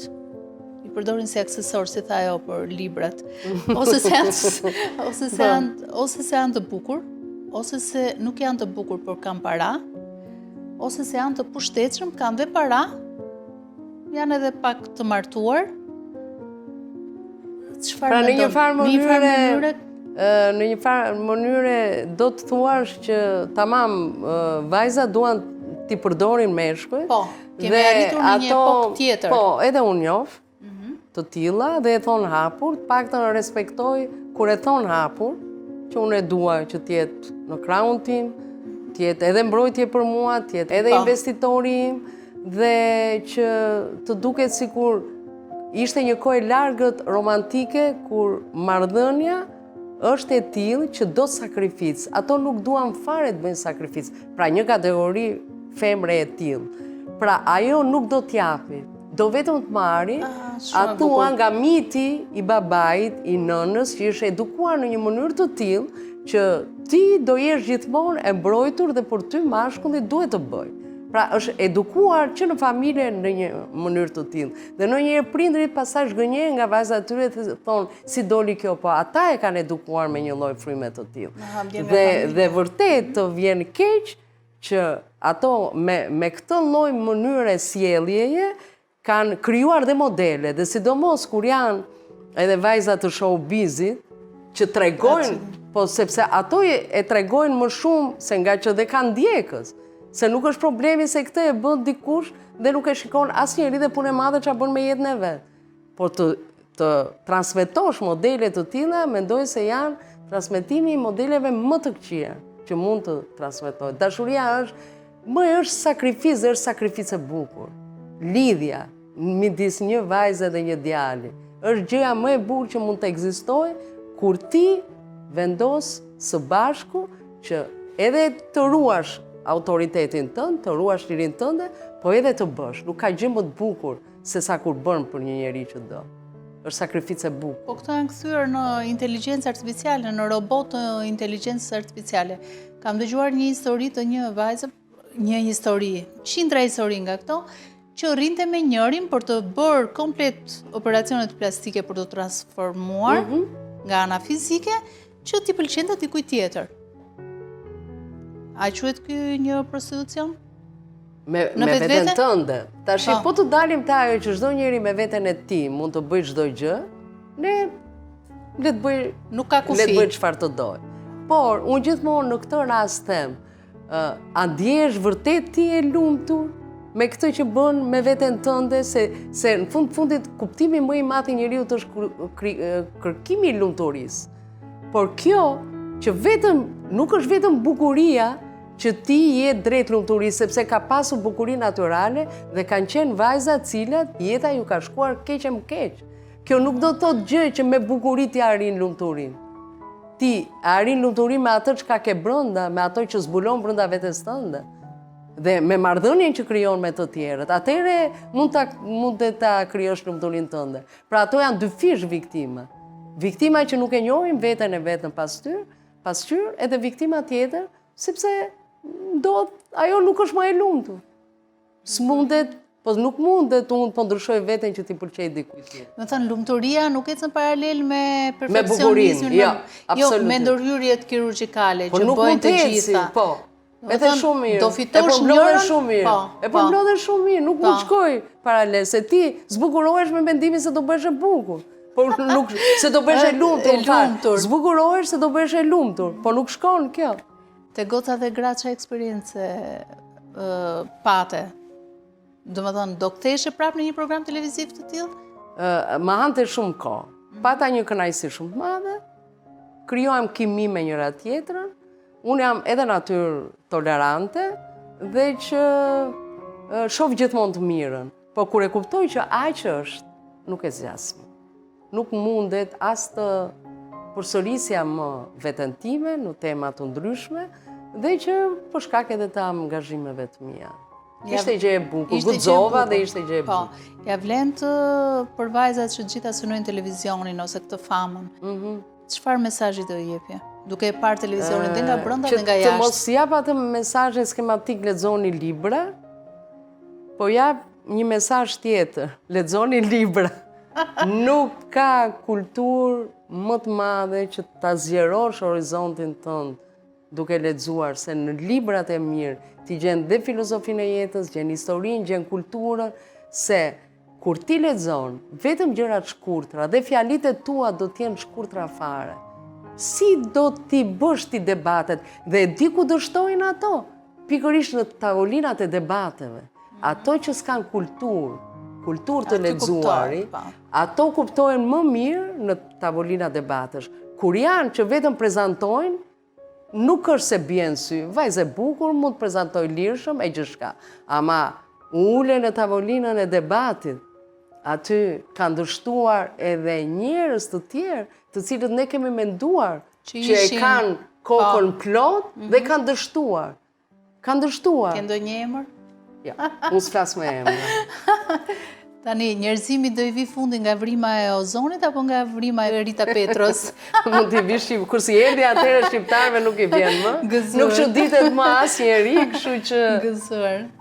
Çado që të bëj unë tani dhe çado që të bëjnë shkrimtarët e tjerë nuk çuditet më asnjëri. Rita, çfarë mendimi ke për këtë luftën shumë vjeçare femra meshkuj? Me kë je njerë? Po të pyesi me, do më thënë, të pyetjen që bëhet je me PD-n apo me PS-n, je me femrat apo me meshkujt? Shikon, momentin që kanë filluar, ju bien më shumë në qafë se sa duhet meshkujve, unë në këto momente jam me meshkuj. Se me vërtet, në çdo bisedë, Dhe në çdo gjë, kur teprohet, sikur femrat gjithmonë kanë të drejtë, edhe kur gabojnë. Femrat kanë të drejtën vetëm ato kanë të amësisë dhe mashkulli s'pas ka të drejtën edhe të atësisë. Madje një miku im që jeton jashtë në Gjermani është bërë një shqetësim shumë i madh sepse femrat fitojnë çdo gjë dhe meshkujt tani janë bashkuar për të kërkuar dhe ata të drejtat e tyre. Do të thotë nuk duhet të kalohet nga ekstremi në ekstrem. A thua sikur ne nuk na ka lindur babai me nënën. A thua se ne nuk kemi partnerët tanë, nuk kemi vëllezërit në shtëpi. A thua se ne jetojmë vetëm në një shoqat femrash. Nuk shkon kjo gjë. Nuk shkon kjo gjë. Dhe në fundit bukuria më e madhe e jetës, dhe do ta them derisa vdes, nuk ka gjë më të bukur se sa femra dhe mashkulli me njëri tjetrin. Po pse janë për çfarë? Pse është bërë si dy skaje të ndryshme që luftojnë njëri tjetrin? Unë mendoj që është për propagandë, se në jetë nuk ekziston. Përveç atyre vajzave dhe grave që kanë vendosur të jetojnë vetë dhe thonë unë nuk kam nevojë, dua të jetoj vetë dhe unë e respektoj si zgjedhje, pavarësisht se nuk më duket shumë normale, por kur ti e thua të prerë që nuk kam nevojë fare për partner, po ama mos dalim aty pasaj, që unë kam nevojë për një partner që ta përdor. Edhe ajo nuk shkon. Se bukuria dhe lumturia dhe liria e femrës vlerën e ka kur e ka dhe që janë në harmoni me partnerin, jo kur është vetë. Femra e fu djallin në shishe? Qëndron si shpreje? Apo fut edhe djallin edhe burrin edhe... Shiko, ato qëndrojnë dhe nuk kanë lindur kot. Dinakëria e femrës ka ardhur pikërisht nga shtypja që është bërë femrës. Do me thënë nga shtypja në shekuj, nga shtypja në vite, dhe që ajo të mbijetoj, tek ajo kanë lulëzuar të këqijat. Madje mund të kenë lulëzuar të këqijat si zonja Macbeth edhe më shumë, edhe se sa te një burë. Pse thonë njerë, një femër e mençur është më e mençur se një burr i mençur. Dhe një femër e keqe është më e keqe dhe më dinake se sa një burr dinak. Do me thënë, po jeta e ka bërë të tillë. Normal që ne të dyja jemi në këtë pikë, jemi pro të drejtave të grave, që dhunohen e gjithçka. Por, kur flasim për jetën normale, nuk ka gjë më të bukur se sa një çift të dashuruarish. Rita, në çdo program televiziv që jemi të ftuar, më bën shumë përshtypje sepse kur guxon të thuash femra dhe meshkuj, të tërheqin vëmendjen, thonë jo, kujdes, mos thuaj femra dhe meshkuj, po thuaj gra dhe burra. Unë nuk shoh në një problem. Ti si e sheh këtë emërtesë që duket si problematike ose seksiste për të gjithë feministët e shoqërisë? Mendoj se është kaluar në ekstrem, me të drejtën. Unë jam vetë e gjuhës, po mendoj se është kaluar në ekstrem, sepse po të jetë seksiste, duhet të jetë dhe konteksti që kjo fjalë e përdorur është seksiste. Kështu që ti nuk mundet gjithkohon, se ti nuk mund të flasësh vetëm burra dhe gra, sepse aty mund të jenë dhe vajza. Do të thonë, pra është një komunitet dhe si ti përmendesh ato. Po edhe do fillosh pasaj, do përdorim ato shprehje si në kohët e Enverit, vajzat, motrat tona, gratë, nënat, edhe do i përmendesh të gjitha. Pra, mendoj që është një ndarje që në brenda një konteksti të caktuar nuk ka pse të merret. Keq, pastaj në fundit, unë pastaj edhe si poeti mund të përdor si dua, mashkullin, femra ime, ajo është një gjë e bukur që tregon një lloj edhe vitaliteti dhe një lloj lidhjeje me burrin që ke përpara dhe që nuk e shoh. Prandaj them varet kontekst, por ajo që mua më shqetëson dhe që e shikoj, për shembull kur jepen zyrtar dhe shpallja ta zëm, kjo është qeveria e re, dhe për shembull kam vënë re që atje është shkruar ministra dhe poshtë emri i një ministreje. Kjo më duket më keq se ajo që përmendëm pak më parë. Sepse në fundit, kjo gjini, ajo dihet që gjinia mashkullore është gjini përfaqësuese. Madje sot ne na këshillojnë dhe në tekstet shkollore dhe gjithandej që ku ka mundësi nxënësi, të vjedhë nxënësja, mësuesi, mësuesja, pra gjithmonë të jemi të kujdesshëm në lidhje me gjinin. Por, ama ta shoh është zyrtare. Emrin e një ministre dhe si për është ministër, kjo nuk më duket fare normale. Ose kështu ekziston Ky përfaqësim me gjinin mashkullore. Në gjuhën shqipe, në gjuhën Mendoj se duhet ndrequr kjo gjë. Duhet ndryshuar, thua, sepse në gjuhën shqipe zyrtare, do më thonë, gjinia femërore nuk ekziston tek poset zyrtare. Është vetëm mashkullore. Ministër, kryeministër. Është një gjë që edhe me logjik, jo vetëm sepse duhet, po dhe me logjika mund duhet të ndryshohet. Po pse nuk mund të thuash që drejtshkrimi e do kështu. Po pse ka mbetur kështu? Pse ka ngelur kështu? Tash do zgjidhet një presidente, një kryeministër, do themi prapë në kryeministri, do themi kryeministri. Nuk shkon. Jo, shumë gjetje Da që tepër tani kemi dhe shumë grade në qeveri. Po pra, të gjithë janë ministrë. Dhe nuk ka kuptim dhe të gjithë janë ministrë. Rita gëzuar për ministre dhe për diellën. Mirë se ishe në Klas Friends. Mirë ta kofshim në një podcast tjetër. U knaqe vërtet? Shumë, jashtë madh. Kur ta dëgjojnë intervistën të gjejnë veten ato njerëz që kanë aftësinë për të kuptuar ritën e vërtet. Ajo, pastaj shpresojmë. Gëzuar. Varet nga komentet që bëhen nga më të çuditshme. Gëzuar, po. Nuk merrem me komentet. Gëzuar për ty dhe shpresoj që të shoh gjithmonë kështu të re, të pa moshë, si ato figurat mitike të mitologjisë që ishin gjithmonë në një moshë. Gëzuar. Shumë kënaqësi.